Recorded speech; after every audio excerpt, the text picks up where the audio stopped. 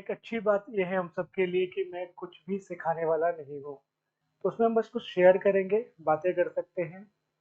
तो आप रिलैक्स हो जाइए कि कुछ भी हम सिखा नहीं रहे हैं, क्योंकि मैं जानता हूँ कि मैं बनारस हिंदू यूनिवर्सिटी में खड़ा हूँ और यहाँ के स्टूडेंट्स, प्रोफेसर किस लेवल के होंगे, ठीक है? तो मैं ये एटलीस्ट अपनी तरफ से ज़रा भी प्रयास नहीं करूँगा कि कुछ सिखा कर जाऊँ और ना ही ये सोच कर आया हूँ। और जैसे कि सर ने कहा, मैं सिर्फ मैत्री भाव से आया हूँ, आप सबसे मित्रता करने आया हूँ। उसके अलावा और कोई भी मेरा हेतु नहीं है ना। 2011 में जब मैंने नेट क्वालिफाई किया था कॉमर्स से, उसके जब रिजल्ट आया, रिजल्ट देखा, मैंने सबसे पहले मेरा सेल फोन स्विच ऑफ किया और 2 दिन सिर्फ आराम किया। सिर्फ आराम और कुछ नहीं किया, सिर्फ आराम। इसलिए क्योंकि जो इतनी बड़ी, लोगों के हिसाब से बहुत मेहनत करना पड़ता है नेट क्वालिफाई करने के लिए, बट ग्रेस ऐसा था कि फर्स्ट अटेम्प्ट में ही वो क्लियर हो गया था। तो बहुत से लोगों का ये फोन आता था कि कैसे पास करना है। अब मैं उनको कैसे बताऊं कि ग्रेस से भी हो सकता है। हाँ, ये बात और है कि मैं 11 से लेके एम कॉम तक मैं पढ़ाता था, तो कंसेप्ट क्लियर थे। और जब कंसेप्ट क्लियर होते हैं तो कोई भी एग्जाम पास करना बड़ी बात नहीं होती, प्रोफेसर को पता होंगे, ठीक है। दूसरी बात, जैसे कि मैंने कहा कि मैं जानता हूँ कि मैं बीएचयू में खड़ा हूँ, कुछ सिखाने नहीं जाऊंगा, लेकिन कुछ शेयर तो कर सकता हूँ यदि आप सबकी अनुमति हो तो, है ना? क्योंकि ज्ञान हम सबके पास है, ज्ञान का भंडार हम सबके पास है, राइट? और जब मैं इस ज्ञान के भंडार को समझने गया, तो एक बहुत प्यारी सी स्टोरी मैंने सुनी थी और उसे आज भी समझने का प्रयास कर रहा हूँ। और मैं जानता हूँ कि ये स्टोरी आपने भी कभी न कभी कहीं न कहीं सुनी होगी और पढ़ी होगी। तो एक रिवीजन कर लेते हैं उस स्टोरी का, ठीक है? तो एक शिकारी था। तो ये शिकारी पक्षी पकड़ता था, जो पैरट कहिए, मोर कहिए, है ना, अलग अलग पक्षियों को पकड़ता था और सेल करता था। लेकिन एक बहुत ही प्यारा सा, सुंदर सा एक तोता था, जो इस शिकारी ने अपने पास रखा था। उसको उसने कभी भी बेचा नहीं, जबकि उसके अच्छे प्राइस लोग देने के तैयार थे, लेकिन उसने कभी भी बेचा नहीं, क्योंकि वो तोता उसे इतना प्रिय था। क्योंकि तोता बातें भी बहुत मीठी मीठी करता था। तो शिकारी कहीं ना कहीं थोड़ा सा अटैच हो गया इस तोते के साथ और इसे बेचा नहीं, अपने साथ रखा। तो एक दिन शिकारी ऐसे ही जंगल में शिकार करने के लिए काफी काफी काफी भीतर चला गया। और भूख लगी, प्यास लगी, ना दूर दूर तक पानी, ना कुछ। और जंगलों में मिला तो क्या मिला उसे, एक कुटीर मिली, एक ऋषि मुनि की कुटीर मिली दूर से। तो खुश हुआ कि एटलीस्ट कुटीर में और ऋषि मुनि के यहाँ जा रहे हैं तो जरूर खाने के लिए तो मिलेगा। जैसे ही कुटीर में गए, आश्रम में गए, ऋषि मुनि ने बहुत प्रेम से उस शिकारी को बिठाया, भोजन दिया, पानी दिया, कहा कि आप विश्राम कीजिए, आराम से जाइएगा। शिकारी सच में गदगद हो गया कि इतना प्रेम किसी ने दिया, है ना। शिकारी मतलब एक नॉर्मल व्यक्ति जो रोज कुछ पक्षी पकड़ता है, एनिमल पकड़ता है, बेचता है, रोज का खाना मिलता है। वो सच में बहुत खुश हुआ ऋषि मुनि से। और शिकारी ने कहा कि मेरे पास देने के लिए कुछ नहीं है, लेकिन मैं फिर भी कुछ देना चाहता हूँ, क्योंकि सच में आपने जो भूख प्यास मिटाया, उसके अलावा जो प्रेम दिया है, उससे मैं सच में गदगद हूँ। तो मैं क्या दूं? ऋषि मुनि ने कहा कुछ नहीं चाहिए मुझे, आप खुश हो, आपको जब कभी भी और सहायता चाहिए आप यही आना, आपको मिलेगी। लेकिन वो शिकारी ने कहा नहीं, मेरा दिल सच में ऐसा कर रहा है कि मैं कुछ देकर ही जाऊं। तो ये जो तोता है मेरे पास, मैं सच में इससे बहुत अटैच हूँ। मैंने इसे कभी बेचा नहीं, जबकि इसके अच्छे दाम मिलते थे। ये मैं आपको देकर जाना चाहता हूँ, आप मना मत कीजिएगा। तो ऋषि मुनि ने कहा ठीक है, अगर आपको सच में अच्छा लगेगा तो इस तोते को रख कर जाइए। और शिकारी तोता वो रख कर गया वहां पर। अब ऋषि मुनि इन्हें सिर्फ देने की आदत है, जो सच में ऋषि हैं, है ना, उनका एक ही काम है कि दे, समाज को सिर्फ दे। तो ऋषि मुनि ने इस तोते को अपने पास रखा, लेकिन कुछ सिखाना सिखाना शुरू किया। अब सिखाना भी क्या होता है, ये भी सही व्यक्ति को पता होता है। उसे मंत्र सिखाकर कुछ फायदा होगा? तोते को मंत्र सिखाकर कुछ फायदा होगा क्या? नहीं। तो ऋषि ने उस तोते को एक बात सिखाना शुरू किया। ऋषि तोते को सिखाते हैं, शिकारी आएगा, जाल बिछाएगा, दाने फेंकेगा, जाल में मत फंसो। रोज ऋषि मुनि सुबह उठते और उस तोते के सामने यही कहते, शिकारी आएगा, जाल बिछाएगा, दाने फेंकेगा, जाल में मत फंसो। रोज। अब धीरे धीरे धीरे तोता, पता ही है, सुनते सुनते सुनते अब तोता शुरू हो गया। शिकारी आएगा, जाल बिछाएगा, दाने फेंकेगा, जाल में मत फंसो। जो जिस दिन ऋषि को समझ में आ गया कि इस तोते ने एक बरोबर बोलना शुरू कर दिया, ऋषि ने उसे मुक्त कर दिया, आजाद कर दिया। क्योंकि जैसे कहा ना कि ऋषि सिर्फ देना जानता है, ऋषि चाहते थे कि ये जो सीखा है ये हर पक्षी को ये बताए, ताकि सभी पक्षियों को ये सत्य समझ में आ जाए कि शिकारी आएगा, जाल बिछाएगा, दाने फेंकेगा, जाल में मत फंसो। अब ये तोता जंगल में गया, पेड़ पर बैठकर ये रटना शुरू कर दिया, शिकारी आएगा, जाल बिछाएगा, दाने फेंकेगा, जाल में मत फंसो। अब जितने तोते हैं वहां पे सब रटना शुरू कर दिए और जंगल में ये स्टेटमेंट पूरा फैल गया।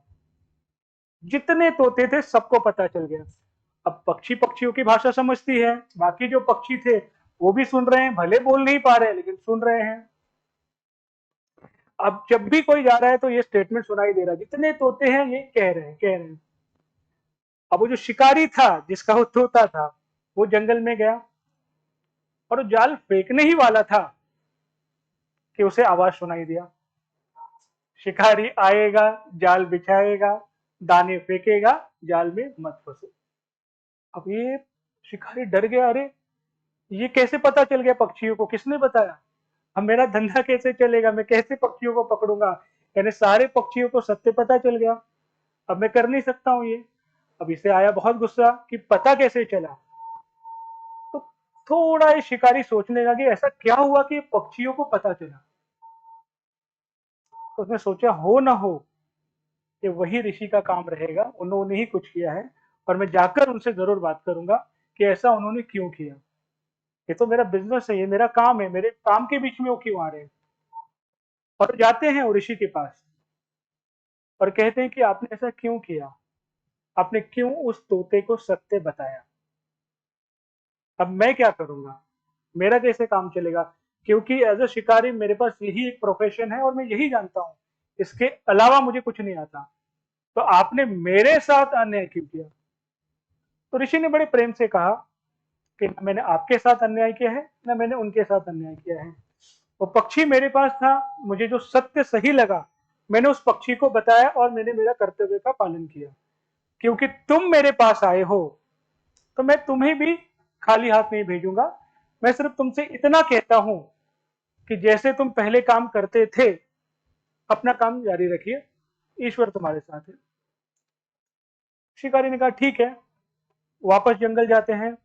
अब सुन रहे हैं, पक्षी तो कह रहे हैं, क्योंकि ऋषि ने कहा था जैसे करते थे वैसे करो, तो इन्होंने जाल बिछा दिया, दाने भी फेंक दिया, चले गए, दूर जाकर खड़े हो गए। आधा पौना एक घंटा बीता, वापस आए तो देख रहे हैं कि वो स्टेटमेंट चालू है। लेकिन वो स्टेटमेंट कैसे चालू है? जो पक्षी है, जो पैरट है, वो जाल पर बैठे हैं, दाना चुग रहे हैं और कह रहे हैं शिकारी आएगा, जाल बिछाएगा, दाने फेंकेगा, जाल में मत फंसो। ये सारे पक्षी उस जाल पर बैठकर ये कह रहे थे। समझ में आया कुछ? है ना? तो इसलिए मैंने शुरुआत में यही कहा कि मैं ज्ञान की बातें नहीं करूं। हम सबको सब पता है। तो जैसे कि मैंने कहा कि मैं जानता हूं मैं कहां खड़ा हूं, है ना? बनारस एक आध्यात्मिक भूमि है, केंद्र है, आध्यात्मिक केंद्र है। लेकिन आध्यात्म का मतलब क्या, ये थोड़ा और आज हम समझने का प्रयास करेंगे। मैं इतना तो शेयर कर सकता हूँ ना आप सभी से, है ना? और यदि आज की बातें अच्छी लगी तो हम सब बाहर जाकर भी जाल पर बैठकर कह सकते हैं कि शिकारी आएगा, जाल बिछाएगा, दाने फेंकेगा, जाल में मत फंसो। तो ये बचपन में सुनी थी स्टोरी, मैं विश्वास रखता हूँ कि हम में से भी किसी ने सुनी ही होगी ये स्टोरी, है ना? लेकिन समझने का प्रयास करते हैं। तो ये जो आज का टाइटल है, सब्जेक्ट है, मैंने लाइफ में एक्सपीरियंस जो किया है वो आप सभी से शेयर करना चाहता हूँ। Grow by giving. तो हम ग्रोथ के बारे में क्या जानते हैं, क्या समझते हैं? ग्रोथ, बढ़ना, जो भी अपनी अंडरस्टैंडिंग होगी। एक तो होता है पर्सनल ग्रोथ, आपकी अपनी उन्नति, आपका बैंक बैलेंस, फाइनेंस, स्टेटस, आपका रुतबा, आपकी इज्जत, आपका प्रमोशन, आपका जॉब प्रोफाइल। ये ग्रोथ है और ये जरूरी है ना, क्योंकि हम अर्थ पे रहते हैं, भौतिक जगत में रहते हैं, तो ये ग्रोथ जरूरी है। तो जिसको हम पर्सनल ग्रोथ कह सकते हैं, जिसमें वो सारी चीजें आती है जो ह्यूमन बीइंग सोचता है कि ये ग्रोथ का पार्ट है, और वो है। करेक्ट। सेकंड है मेंटल ग्रोथ। अभी मेंटल ग्रोथ क्या होता है? हम मेंटली ग्रो होते हैं क्या? मेच्योर्ड होते हैं क्या? इमोशनल लेवल पे हम स्थिर होते हैं क्या? गुस्सा आना अच्छी बात है, नेचुरल है, लेकिन वो गुस्सा कंट्रोल के बाहर जाना, वो कहीं ना कहीं दिखाता है कि हम ग्रो नहीं हुए हैं पूरी तरह से ना। गुस्सा अच्छी बात है, ग्रीड ओके, जब तक कंट्रोल में है तब तक ठीक है। तो मेंटल लेवल का भी ग्रोथ है क्या हमारा? तो पर्सनल ग्रोथ तो हो गए, लेकिन उसे एंजॉय करने के लिए मेंटल लेवल पे इमोशनली स्टेबल होना बहुत जरूरी है। करेक्ट, ये मानते हैं हम सब। तो वो ग्रोथ है क्या? ठीक है। तो जैसे कि मैंने कहा कि मैं कुछ सिखा नहीं रहा हूं, लेकिन जो मैं कह रहा हूं, अब उसके ऊपर कॉन्टेम्पलेट तो कर सकते हैं कि क्या मैं सही कह रहा हूं क्या। और ये जो मैं कह रहा हूं वो आपके लिए है कि आपके बाजू में जो बैठा है उनके लिए है, ये भी आप सोच सकते हैं। समझिए। ठीक है। तो पहला है आपका पर्सनल ग्रोथ, सेकंड क्या है? Mental growth. थर्ड इंपॉर्टेंट जो चीज है, मेंटल में ही इमोशनल आ गया, आध्यात्मिक उन्नति, स्पिरिचुअल ग्रोथ। अभी आध्यात्मिक उन्नति क्या है? आध्यात्म क्या है? बहुत ही बोरिंग चैप्टर हो सकता है, बहुत ही एंशिएंट वर्ड हो सकता है, लेकिन आध्यात्म का अर्थ हम समझे, शब्द से भी हम समझ सकते हैं, स्वयं का अध्ययन करना। डिक्शनरी के हिसाब से कुछ और भी वर्ड निकल सकते हैं, लेकिन बेसिक हम जो समझ सकते हैं, आध्यात्म मतलब स्वयं का अध्ययन, अपने आप को जानना। जो मैंने पहला पर्सनल ग्रोथ बोला है, आप अगर उससे खुश हो, यस इतना पहुंचा हूं, मैं खुश हूं, है ना, वो आपके आध्यात्मिक उन्नति में आता है। तो आप स्वयं को कितना जानते हैं, कितना कंटेंट है, कितना स्थिर है, आप अपने विषय के बारे में जानते हैं, जो भी सब्जेक्ट आप पढ़ा रहे होंगे, जिसमें आपने महारत हासिल किया होगा, आप इस कॉलेज के बारे में जानते होंगे, आप इस दुनिया के बारे में जानते होंगे, और जो नहीं भी जानते हैं वो हमारे गूगल देवता हम सबको बता देते हैं, राइट। लेकिन हम स्वयं के बारे में कितना जानते हैं, उसको कहते हैं आध्यात्म। आध्यात्म स्वयं का अध्ययन। तो आपके ग्रोथ में आध्यात्म बहुत इंपॉर्टेंट होता है। आध्यात्म मतलब पूजा पाठ नहीं है ना। आध्यात्म का मंदिर से जाने से भी कोई रिलेशन नहीं। मंदिर जाना अच्छी बात है, लेकिन आपके भीतर में भी मंदिर है, वहां पे आप जाते हैं क्या? अब वो है भी कि नहीं, किसने देखा है? मैं मेरे बारे में जानता हूं, लेकिन क्या आप अपने बारे में जानते हैं? आपको आपका ट्रिगर पॉइंट पता है? बहुत से लोग कहते हैं कि भाई मुझे गुस्सा आ जाता है, मुझे गुस्सा दिलाया जाता है ना। लेकिन क्या हम सच में जानते हैं कि गुस्सा क्यों आता है? बहुत एक्साइटेड हो जाना, है ना, स्थिरता से बाहर चले जाना, एंजाइटी, और भी बहुत सारी चीजें। सोचना, जो सोचते हो उसमें जब अति होता है, अति, जब वो खिंच जाता है, चिंता, है ना, और आगे चले जाए तो आपका इंग्लिश में वर्ड बहुत अच्छा है, डिप्रेशन। तो ये अपने आप से भागना होता है, सच में तो सत्य से दूर भागना। सो ग्रोथ में सबसे इंपॉर्टेंट पार्ट जो मैं समझता हूं, वो है कि अपने आप को जानना, अपनी खुशी को जानना। करेक्ट है? समझ में आ रहा है ये सब? सही है। फिर जो मैंने ग्रोथ के बारे में शेयर किया ऐसा है। अगर कुछ नई चीज है तो जरूर आप लोग बताइएगा, ताकि मेरे लिए भी हेल्प हो जाए। तो ये क्या हम कंtemplate कर पाते हैं कि अपने जीवन में इस ग्रोथ को जो हमने अभी शेयर किया?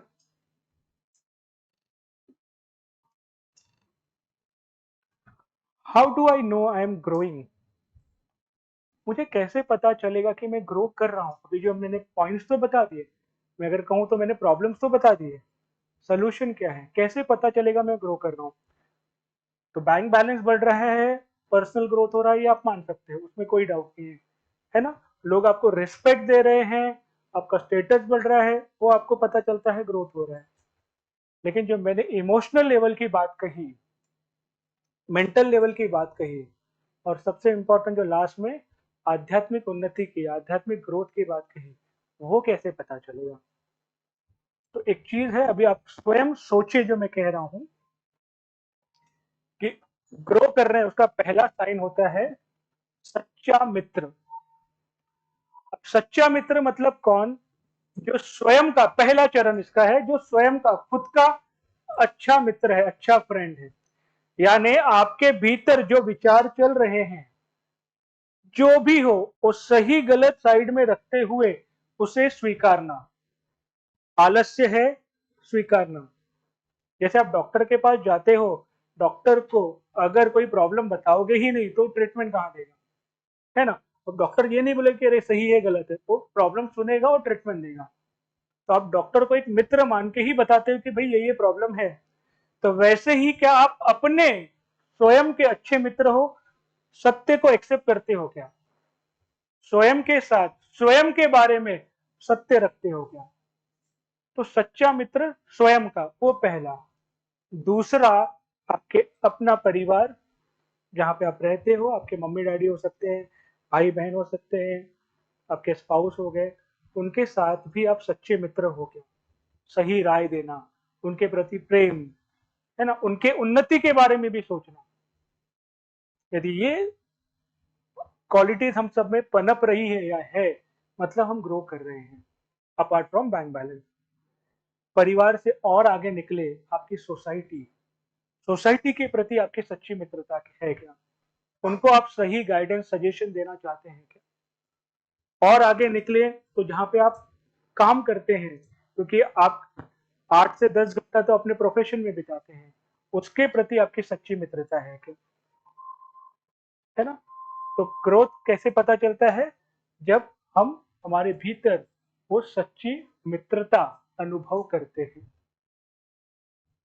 क्लियर है ये? है ना? Second most important, free mind. Free mind मतलब क्या? मुक्त मन जिसे कहते हैं, यानी अपने विचारों में मुक्तता। सबसे पहली और बड़ी बात कि आपके हृदय में, आपके मन में किसी के लिए भी कोई क्लेश है क्या? घृणा की भावना है क्या? कंपटीशन हो सकता है, हेल्दी कंपटीशन हो सकता है, अनहेल्दी कंपटीशन है क्या? यदि अनहेल्दी कंपटीशन है तो कहीं ना कहीं प्रॉब्लम है। साधारण कंपटीशन हम रख सकते हैं, लेकिन उसमें अगर अनहेल्दी कंपटीशन, आपके प्रैक्टिसेस सही नहीं है, तो कहीं ना कहीं प्रॉब्लम है।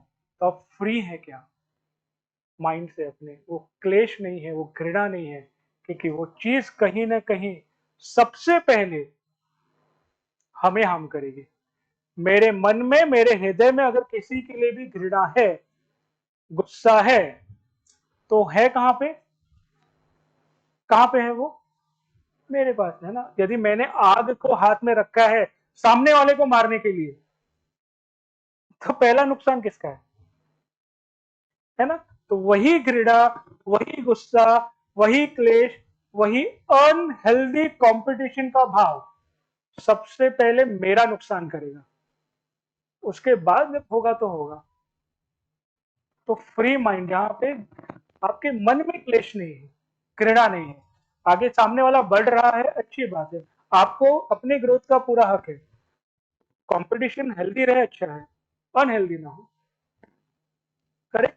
मोस्ट इंपॉर्टेंट जो आपके गीता में भी लिखा है, सब जगह लिखा है, कुरान में लिखा है, बाइबल में लिखा है, आपके जितने भी स्पिरिचुअल बुक्स उठाइए उसमें लिखा है आध्यात्मिक विवेक। विवेक बुद्धि कहते हैं जो आपको समझाता है योग्य अयोग्य के बारे में। कोई काम ऐसा हो सकता है कि अभी करना ठीक है लेकिन लॉन्ग टर्म में ठीक नहीं है, लंबे समय के लिए अयोग्य है, तो वो डिसीजन लेने की एबिलिटी विवेक बुद्धि देता है कि क्या योग्य है क्या अयोग्य है।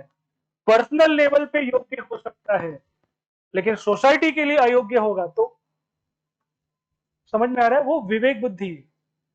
बाबा भारती की स्टोरी तो सबने सुनी होगी ना, है ना। स्कूल में मैं भी हिंदी मीडियम से था, बाबा भारती का तब तो मुझे सच में नहीं समझा, मैंने बोला ऐसे हो सकता है क्या। पता है ना घोड़े की स्टोरी, बाबा भारती और घोड़ा, बाबा भारती का घोड़ा, हार की जीत चैप्टर का नाम है। नहीं, किसको किसको नहीं पता है वो बताइए, फिर मैं स्टोरी बताना चाहूंगा। नहीं पता है, नहीं पता, नहीं पता, पता है आपको? बाबा भारती,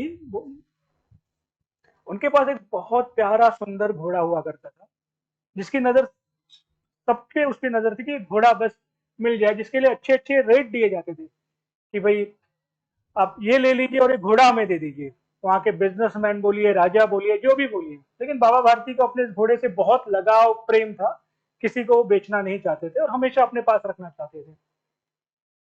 तो एक दिन ऐसा हुआ कि एक डाकू की नजर पड़ी कि भाई ये घोड़ा मैं लेकर रहूंगा, लेकिन ले कैसे, गांव में जाकर डकैत नहीं कर सकते क्योंकि बाबा भारती को सब जानते हैं। तो इस डाकू ने एक युक्ति सोची कि देखा कि बाबा भारती की दिनचर्या क्या है, तब पता चला कि बाबा भारती ये समय में यहाँ से इस घोड़े पर अकेले रहते हैं, यहाँ पे हम कुछ कर सकते हैं और छीन के भी नहीं लिया जा सकता, तो कुछ तो युक्ति करना पड़ेगा।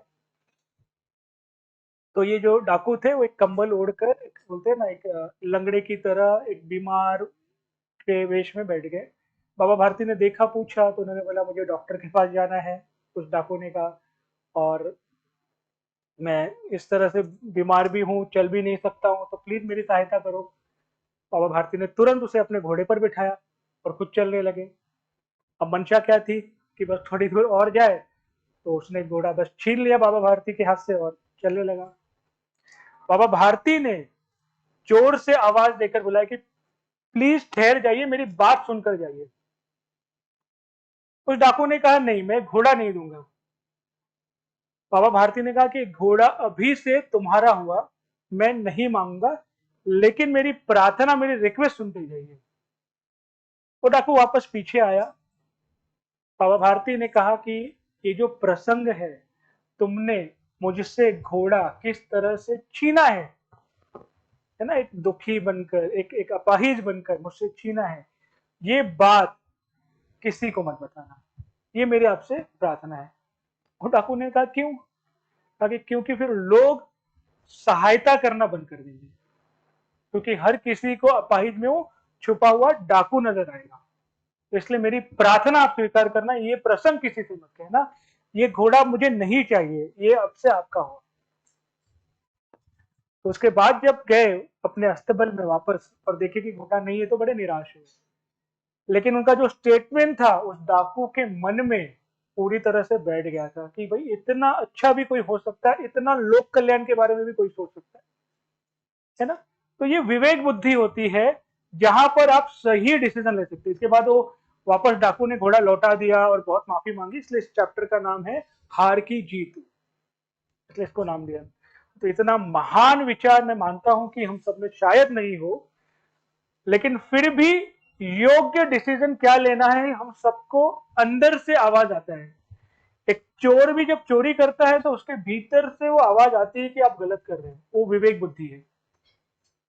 तो हम जब इस संसार के अलग अलग विचारों में फंसे होते हैं ना, तो नहीं समझ में आता है व्हाट इज गिविंग, देना मतलब क्या।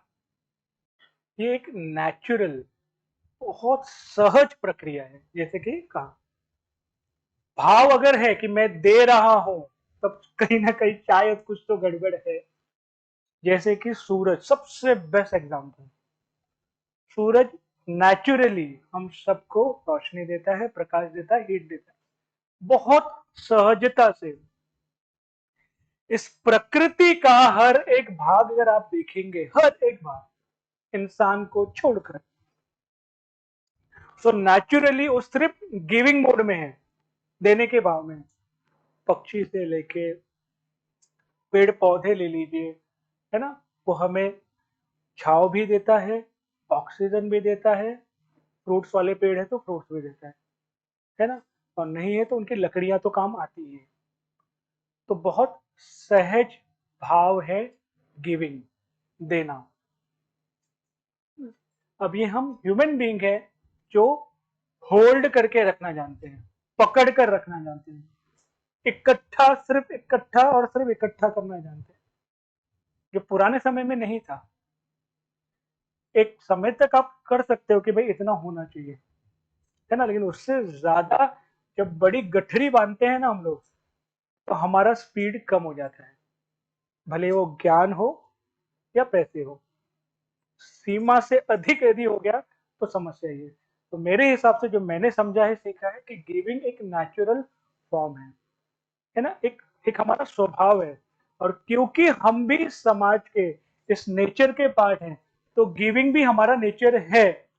लेकिन हमने हमारे हैबिट ऐसे बना लिए, डिफरेंस पता है ना, एक हैबिट और नेचर, मतलब ना आपका स्वभाव और हैबिट में डिफरेंस होता है। हैबिट्स आप लोग खुद से जनरेट करते हो, खुद से बनाते हो। आदतें जिसे बोलते हैं, लेट उठना कहिए, या कुछ अयोग्य पदार्थ का सेवन बोलिए जो आपके हेल्थ के लिए अच्छा नहीं है, ठीक है। और सबसे बेस्ट तो प्रोक्रास्टिनेशन, टालना, काम को टालना, ये सब आपके हैबिट का पार्ट है, नेचर का पार्ट नहीं है। समझ में आ रहा है ना, पॉइंट समझ में आ रहा है आपको? तो गिविंग एक नेचुरल फॉर्म है, एक बहुत ही सहज भाव है, जो एक चींटी से लेके हाथी तक होता ही है ना। वो सब देने के भाव में ही होते हैं, वो समाज से कुछ नहीं लेते हैं। और सबसे बेस्ट अगर हम देखें तो गाय, जो जन्म से लेके मृत्यु के बाद तक भी सिर्फ देना जानती है। मैं देसी गाय की बात कर रहा हूँ, जर्सी गाय की नहीं, ठीक है, दोनों में डिफरेंस है, हम सब जानते हैं। तो गिविंग एक नेचुरल फॉर्म है, जिसके अगेंस्ट जब हम जाते हैं तो कहीं डिसबैलेंस होता है और हम सब फेस करते हैं। तो जितना दोगे उतना मिलेगा, इसलिए हमने कहा ग्रो बाय गिविंग, जो आगे हम और समझेंगे। तो मेरे जो मेंटर हैं, जो मेरे फ्रेंड हैं, वो क्या कहते हैं ग्रो बाय गिविंग के ऊपर, तो आप खुद भी समझ सकते हैं। When you give something to someone, it comes back to you, that's the law of nature. When you give pain to someone, क्या होगा? It comes back to you. When you offer help to someone, a random stranger will appear from nowhere to help you out. That is why we teach grow by giving, है ना। एक फकीर गांव में भिक्षा मांग रहे थे, तो एक दरवाजा खटखटाया तो छोटी बच्ची आई बाहर। तो फकीर ने कहा कि कुछ बेटा घर पे है क्या देने के लिए, दे दो। तो बच्ची ने कहा घर पे कोई नहीं है और कुछ है भी नहीं देने के लिए। तो उस फकीर ने कहा कि कोई बात नहीं बेटा, ये तो मिट्टी पड़ी हुई है नीचे, ये मिट्टी दे दो। वो बच्ची ने बड़ी खुशी खुशी वो मिट्टी उठाया और फकीर के झोली में डाल दिया। अब पास में एक व्यक्ति थे, वो देख रहे थे, वो कह रहे थे कि भाई वो मिट्टी आपने क्यों मांगी, मिट्टी का आप लेकर क्या करोगे? तो उस फकीर ने कहा कि मैं भली बात ही जानता हूँ कि मिट्टी का मुझे कोई उपयोग नहीं हो, तो बहुत सारा मैं कहीं से भी उठा सकता हूँ, लेकिन उस बच्ची में देने का भाव आए, उस बच्ची में देने की आदत लगे, उसके लिए मैंने कहा कि वो मिट्टी दे दो। समझ में आ रहा है? तो बच्चों को अगर हम अभी से बचपन से देने के भाव में, एक्चुअली वो बच्चे जितने भी हैं ऑलरेडी सात्विक गुण से संपन्न है। जब बच्चा जन्म लेता है तो अगर देखोगे साइंटिफिकली भी, तो सात्विक गुण से भरपूर रहते हैं। धीरे धीरे हमारे खाने पीने में, हमारे साथ रहते रहते उसके गुणों में परिवर्तन आता है। अदरवाइज इसलिए बच्चे सच में दैविक होते हैं। उनको उनके गुण पर अगर हम छोड़ देना, कुछ अपनी तरफ से इनपुट नहीं देना, तो सच में वो बहुत अच्छे से ग्रो करेंगे और सही ज्ञान की तरफ बढ़ेंगे। तो बच्चे में वो देने का भाव जागृत रहे, उसके लिए मैंने मिट्टी मांगा। तो ये आपके ऊपर डिपेंड करता है। यदि आप कोयला बांट रहे हैं तो आपके हाथों में कौन सा रंग लगेगा? काला ही लगेगा, है ना। और यदि आप मेहंदी लगा रहे हैं तो आपका कलर भी मेहंदी से रंग जाएगा। तो आप जो दोगे वो मिलना ही मिलना है। और ये हमने लास्ट 2 इयर्स में एक्सपीरियंस कर लिया है। कोरोना काल में हमें ऑक्सीजन के लिए भी पैसे देने पड़े हैं, ऑक्सीजन के लिए तड़पना पड़ा है, ऑक्सीजन के लिए पूरा गवर्नमेंट हिल गया है। तो ऑक्सीजन का महत्व तो हमने समझा है। और अगर अभी भी हमें लगता है कि इसके जिम्मेदार हम नहीं हैं, तो हमने कहीं ना कहीं सीखा नहीं है। बढ़कर भी आ सकता है और बड़े रूप में सिखाने के लिए नेचर देगा। नेचर हमसे प्रेम करता है, बहुत प्रेम करता है, लेकिन यदि उस प्रेम से, उस लालन पालन से हम बिगड़ते हैं, तो नेचर सिखाता भी है, क्योंकि उसका फर्ज है। तो देने से व्यक्ति बड़ा ही हुआ है, गरीब नहीं हुआ है ना।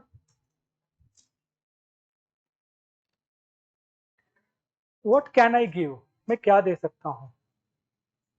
बहुत पैसे हैं तो मैं आपसे चेक मांगूंगा, 4-5 गाड़ियां हैं तो मैं एक गाड़ी मांग लूंगा, 6-7 घर है तो मैं आपसे एक घर मांग लूंगा। और मैं भली बात जानता हूं कि इसे देना नहीं कहते हैं, क्योंकि ये परमानेंट सोल्यूशन नहीं है। कुछ ऐसा दे जो परमानेंट सॉल्व हो, है ना। बताने के लिए बहुत कुछ है इसके ऊपर, लेकिन मैं समय को समझता हूँ, इसलिए जैसे कि मैंने कहा कि मैं प्रोसेस इंपॉर्टेंट है आप सबके लिए, इसलिए मैं शॉर्ट में ही बताना चाहूंगा इसको। पहला इंपॉर्टेंट चीज एज अ ह्यूमन बीइंग हम कर सकते हैं, वो ये है कि अपना समय दे सकते हैं किसे, जो जरूरतमंद है, जो कुछ कहना चाहता है, जो कुछ शेयर करना चाहता है। अपना दुख हो सकता है, अपनी खुशी भी हो सकती है। खुशी भी आप अकेले में एंजॉय नहीं कर सकते हो, है ना, लेकिन उससे भी ज्यादा जो दुख शेयर करना चाहता है। तो आप इतने अप्रोचेबल बनो कि लोग आपसे अपनी बातें खुलकर कह सके, अपनी बातें खुलकर कह सके। तो एटलीस्ट अगर हम कुछ दे सकते हैं तो अपना समय, अपना सानिध्य, अपना एसोसिएशन, कि हमसे कोई बात कर सके खुलकर। जब कोई शेयर करता है अपना दुख, तो सिर्फ कहने से ही वो बहुत रिलीफ महसूस करता है कि एटलीस्ट किसी ने तो मुझे सुना। सच मानिए, उसको सच में ऐसा लगता है कि कोई तो मेरे साथ है। तो अगर जो चीज अमूल्य है वो है समय, और ये यदि आप दे सकते हो तो सबसे बड़े गिवर हो, है ना। तो ये पहला चरण हो सकता है कि समय दो, लिसन टू अदर्स, जो आपसे कह सके, खुलकर कह सके। सेकंड, सुनने के बाद जो और नेचुरल चीज हो सकता है, आप जिसे भी मानते हो, है ना, जिस किसी इष्ट देवता, जिसकी भी आप आराधना कर सकते हो, उनसे प्रार्थना कर सकते हो सोल्यूशन के लिए। ये दोनों काम तो आसान है, इसमें ना आपका कहीं पैसा घट रहा है। पहला आपने सुन लिया, उतना काफी है। लेकिन आप एक कदम और आगे जा सकते हो, उसके लिए प्रार्थना कर सकते हो कि भाई ये जो भी समस्या में है, इसमें से निदान मिल जाए। तो प्रार्थना करना भी बहुत आसान चरण है, और प्रार्थना करने के लिए कोई स्टेप नहीं है। जिसे भी आप मानते हो कनेक्ट करके भाव रख दो। करेक्ट, ये सेकेंड हो सकता है। थर्ड, यदि आपको लगता है कि उसके समस्या का समाधान एडवाइस के रूप में, गाइडेंस के रूप में आपके पास है, तो आप उसे गाइड कर दो, है ना, कि आप ऐसा ऐसा करेंगे तो आप इस समस्या से बाहर जा सकते हैं, आपको हेल्प मिलेगा। तो आप उसको गाइड कर सकते हैं, एडवाइस कर सकते हैं, रास्ता दिखा सकते हैं। तो ये तीनों आसान चीज है जो हम दे सकते हैं, और ये सब एक मित्रता का भाव है। चौथा, यदि आप उसको डायरेक्ट हेल्प कर सकते हैं, जैसे कि यदि कोई बीमार है और आपके पास दवाई भी है इजिली, किसी के पास जॉब नहीं है और आपके पास रेफरेंस है, किसी के पास बुक्स नहीं है, आपके पास रेफरेंस है, तो वैसा एक डायरेक्ट हेल्प।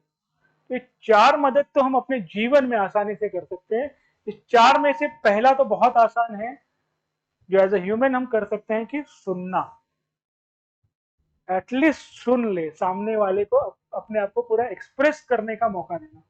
ये यकीन मानिए बहुत बड़ा हेल्प है, बहुत बड़ा हेल्प है। अब पूरा सारांश, कंक्लूजन, हम बढ़ेंगे कैसे। How to grow by giving. देने से कभी कोई बड़ा हुआ है क्या? अर्जित करने से बड़ा हुआ है ना, देने से बड़ा हुआ है सच में। आप मानते हैं ये चीज? मैं दे रहा हूं मतलब मैं बड़ा हूं। समझ में आ रहा है? मैं दे रहा हूं मतलब मैं बड़ा हूं। ऐसा है क्या? अगर रिसीवर ही नहीं है तो गिवर कहां से बनेगा? समझ में आ रहा है? यदि रिसीवर ही नहीं है तो गिवर कहां से आया? तो शब्द हो सकता है गिवर और receiver. Correct. So grow by giving का जो बेस्ट एग्जांपल अभी जैसे हमने शेयर किया कि यदि कोयला बांट रहे हो तो हाथ भी वैसे ही होंगे, यदि आप मेहंदी लगा रहे हो तो कलर भी मेहंदी से हो जाएंगे। तो आप देना यदि जानते हो तो आप ग्रो करोगे लाइफ में। एक सज्जन थे गांव में, महाकंजूस। मतलब महाकंजूस मतलब महाकंजूस, सिर्फ मेरी तिजोरी भरे, मेरा घर भरा रहे, एक दाना भी किसी को ना दो। मैं कंजूस की बात कर रहा हूँ, वो भी एक नेचर का सॉरी स्वभाव का भाग। महाकंजूस यानी यदि उसने दूर से भिखारी को देख लिया, गरीब व्यक्ति को देख लिया, तो 4 कदम दूर से कट मार के कि गलती से कुछ मांग ना बैठे। ठीक। तो एक दिन उनके घर पे कोई नहीं थे, घर पे अकेले थे, और एक फकीर ने आया, दरवाजा खटखटाया। अब ये जैसे ही खोले, जैसे कि बाप रे क्या हो गया मेरे साथ, सीधा सीधा फकीर के सामने, बहुत बड़ी बात है भाई, क्या करूं। और उस फकीर ने मांगते मांगते क्या मांगा? आधा ग्लास पानी। भाई मुझे आप आधा ग्लास पानी बन पिला दो। जैसे कि मैंने कहा कि हैबिट का पार्ट होता है नहीं देना। अब आधा ग्लास पानी क्या है? सोच के देखिए क्या है, कुछ नहीं है। लेकिन क्योंकि इस व्यक्ति के स्वभाव में ही देने का शब्द है ही नहीं, नहीं नहीं नहीं पानी नहीं है यहाँ पे, दरवाजा बंद, तब आधा गिलास पानी भी नहीं दिया। अभी फकीर भी साधारण तो थे नहीं, बैठे रह गए उसके दरवाजे पे पूरी रात। दूसरे दिन इसने दरवाजा खोला, देखा तो अरे वो फकीर अभी भी है।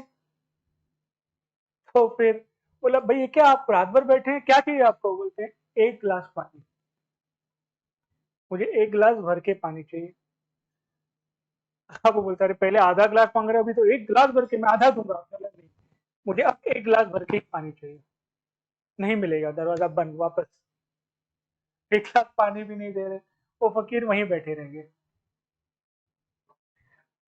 देख रहे हैं तो शाम हो गई, दरवाजा खोला, देखे तो अरे फकीर अभी भी है। ने बोला अभी 1 गिलास में पानी दे दूंगा। फकीर ने कहा 1 गिलास नहीं, अब 1 हंडा भर के पानी चाहिए। जो मटका है आपका, वो मटका भर के पानी चाहिए। भाई ने बोला ये तो अब तो कभी नहीं दूंगा, मैं दूंगा ही नहीं, आप यहाँ पे चाहे तो मर जाओ, मैं नहीं दूंगा। 2 दिन बीत गए। अब गांव में बात शुरू हो गई, इसे पता चला कि भाई मेरे मेरे नाम से तो मेरा नाम खराब हो रहा है, तो मैं सामने मटका लेके जाता हूँ और दे देता हूँ, ताकि भाई कुछ हो गया तो पाप लगेगा, गांव में तू होगा। तो इन्होंने क्या किया, दरवाजा खोलने से पहले मटका रेडी रखा और मटका ले लिया। जैसे ही दरवाजा खुला, मटका दे रहे, फकीर ने कहा मुझे एक मटका पानी नहीं चाहिए, मेरे नाम से एक कुआं खुदवाओ, तब मैं यहाँ से जाऊंगा। मैं बोला भाई आप तो गले पड़ गए, आधे गिलास पानी से एक कुएं तक आ गए, ये मैं होने ही नहीं दूंगा। फिर से दरवाजा बंद। अब क्या हो गया, 4 दिन बीत गए, इनको तो सच में टेंशन है कि बिना खाए पिए कोई आपके दरवाजे पे बैठा है। मैं बोला कि अब भाई जो बोलेंगे मैं कर देता हूँ। दरवाजा खोला, बोले भैया मैं एक कुआं आपके नाम का खुदाता हूँ। 2 कुआं, एक नहीं, मेरे नाम से 2 कुएं चाहिए। अब ये बोलते भाई ये तो बहुत ज्यादा हो गया, एक आधे गिलास से आप एक कुएं से 2 कुएं तक पहुंच गए, मैं नहीं कर सकता हूँ। दरवाजा वापस बंद। अब चिंता है कि इनको भाई भेजू कैसे, करूँ क्या, और लोग आगे कि भाई आप क्या कर रहे हो, आपके दरवाजे पे एक फकीर जान दे देगा, आप करो। इस बार उन्होंने कहा कि जो मांगेंगे मैं कर दूंगा सर, मैं 2 कुआं खुदवाने को तैयार हूँ। 3 कुएं। मैं बोला नहीं, अब मैं दरवाजा बंद नहीं करूंगा, 3 फाइनल, मैं आपके लिए 3 कुआं खुदवा रहा हूँ। उस कंजूस व्यक्ति ने 3 कुएं खुदवाए और बोला फकीर जी आप ले लीजिए, इसके आगे आप कुछ मत बोलिए। उसने कहा कि इस 3 कुएं में से एक कुआं तुम्हारा पर्सनल, ये तुम अपने उपयोग के लिए रखिए। दूसरा कुआं मेरा, जो बंद रहेगा, जब मैं आऊंगा कभी वापस तो इस कुएं से पानी पीऊंगा। और ये जो तीसरा कुआं है, ये पूरे गांव का। इस कुएं में आप गांव वालों को पानी लेने दीजिए। ये मंजूर है? मंजूर है। तो एक उनका पर्सनल कुआं जिसमें से वो पानी ले सकते थे, दूसरा कुआं जिसको उन्होंने बंद कराया, अपने पास चाबी रखी कि मैं जब कभी भी, वो फकीर ने कहा, मैं जब कभी इस गांव में आऊंगा पानी पीऊंगा, और ये तीसरा कुआं जो है ये गांव वालों को लेने दो। और वो फकीर चले गए। गांव वाले बहुत खुश हुए कि भाई इनके इस महान कार्य से पूरे गांव को पानी मिल गया। साल बीता, 2 साल बीता, गांव वाले खुश, वो व्यक्ति भी खुश, चलो मेरे नाम से पर्सनल कुआं हो गया, मेरा नाम, मेरा इज्जत, मेरा रुतबा बढ़ गया गांव में कि मैंने गांव वालों के लिए कुआं खोदा। वापस आए तो फकीर, उन्होंने देखा तो उनका कुआं बरोबर बंद था। उन्होंने बोला किसी ने खोला तो नहीं ना मेरे कुएं को? उन्होंने बोला नहीं सर, ये आपका है, आप ही खोलिए। सो जो उस व्यक्ति का पर्सनल कुआं था उसमें पानी तो रहेगा ही, क्योंकि वो रोज यूज कर रहा है, लेकिन जो उसका स्तर था वो कम होगा कि ज्यादा होगा? उसका स्तर कम होगा कि ज्यादा होगा, जो व्यक्ति पर्सनल यूज कर रहा था? कुएं का नेचुरल फॉर्म मुझसे ज्यादा आप लोग जानते हो कि मैं तो शहर का हूँ। कम होगा, क्योंकि उसका यूज, उपयोग एक व्यक्ति कर रहा है तो कम ही होगा, अगर आप फ्लो समझेंगे वाटर का। अब जो गांव वाले कुआं यूज कर रहे थे उसका फ्लो निरंतर था, तो उस कुआं और पानी भी साफ था, क्योंकि रोज उसमें से पानी निकल रहा है, रोज पूरा गांव पानी यूज कर रहा है। अब इस फकीर ने अपना कुआं खुलवाया, तो क्या होगा उसके कुएं में जो सालों से बंद पड़ा था? क्या होगा? सूख गया होगा, पहला। यदि सूखा नहीं भी होगा तो जो पानी था वो गंदा होगा, जो किसी के भी उपयोग में नहीं होगा। आप समझ रहे हैं? है ना? तो जैसे अगर आपको दौड़ में जीतना है, दौड़ में जीतना है और आप अपनी एनर्जी बचा के रख रहे हो कि 1 महीने बाद मुझे दौड़ना है, तो मैं पूरा एनर्जी 1 महीने बाद यूज करूंगा, आप जीतोगे? उसके लिए रोज प्रैक्टिस लगता है ना? रोज आपको अपनी ऊर्जा खपानी पड़ेगी, तब जाके आप उस दिन कुछ ना कुछ अच्छा परफॉर्मेंस दे पाओगे। और नेचर का भी यही पार्ट है, सूरज का भी यही काम है। तो ये पानी का जो फ्लो है, जो रुकना नहीं जानता है, वैसे ही आपकी धन संपत्ति और सबसे बड़ी बात आपकी बुद्धि, आपका ज्ञान, आपका समय, आपका व्यवहारिकता, है ना, आपके मीठे वचन, आपकी संगति, जब आप बांटोगे बढ़ेगा ही बढ़ेगा। मैं ग्रो बाय गिविंग में सिर्फ पैसे की बात नहीं कर रहा हूँ। ये नहीं कह रहा हूँ कि कल से आप चैरिटी करिए, पैसे बांटिए। ग्रो बाय गिविंग में आपके पास जो भी अच्छा है, जो भी बेस्ट है, वो दीजिए। सूरज कभी ये नहीं सोचता कि मैं सिर्फ गर्मी ही क्यों दूं, कुछ और दूं। उसको पता है कि उसके अंदर बेस्ट यही है, वो ही देगा। पेड़ के पास ऑक्सीजन बेस्ट है, पेड़ ऑक्सीजन देता है, छाया देती है। तो आपके भीतर जो भी बेस्ट हो वो आप देखिए और देना शुरू कीजिए। तो क्या मिलेगा देने से, आप खुद समझ सकते हैं। The benefit you give others come back to you by way of grace. ये हमेशा याद रखिए। यदि आप दोगे तो आपके पास आएगा ही आएगा, और जरूर आएगा। समझ में आ रहा है? बढ़ सकते हैं आगे, मैं ज्यादा समय सच में नहीं लेना चाहूंगा आप सबका। When I give, I begin to experience transformation. अब ये ट्रांसफॉर्मेशन है क्या जिसके बारे में हम बात करते हैं? ट्रांसफॉर्मेशन हर पल होता रहता है, यानी कि आप हर पल में अपना बेस्ट वर्जन बन रहे हैं। समझ में आ रहा है बात? हर पल आप बेहतर और बेहतर बनते जा रहे हैं, उसे कहते हैं ट्रांसफॉर्मेशन। जल अगर एक जगह रुका हुआ है तो क्या होता है? लंबे समय तक अगर एक ही जगह पे रुका हुआ है तो क्या होता है? खराब हो जाता है, दूषित हो जाता है, धीरे धीरे सड़ने लगता है ना?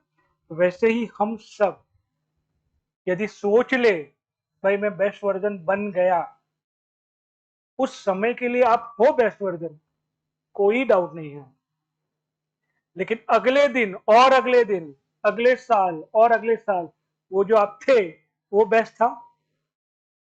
हर पल, हर समय, हर क्षण बेहतर और बेहतर बनना, उसको कहते हैं बेस्ट वर्जन ऑफ योरसेल्फ।